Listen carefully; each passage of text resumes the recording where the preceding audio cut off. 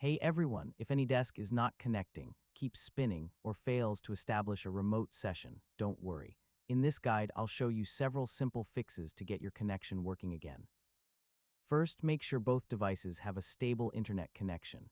AnyDesk won't connect properly if either side has weak or unstable internet. Next, restart AnyDesk on both devices and also restart your computer or phone. Yeah, this clears temporary network glitches. Make sure the AnyDesk ID is correct.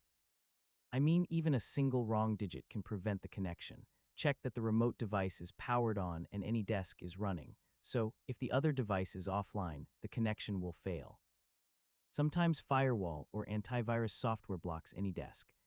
Temporarily disabling them can help identify the issue. Make sure AnyDesk is allowed through your firewall settings. Yeah, block permissions can stop connections completely. If you're using a VPN or proxy, turn it off temporarily, so routing changes can interfere with AnyDesk connections.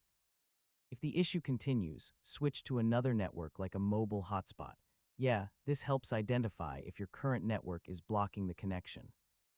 Make sure both devices are running the latest version of AnyDesk. Outdated versions can cause compatibility issues.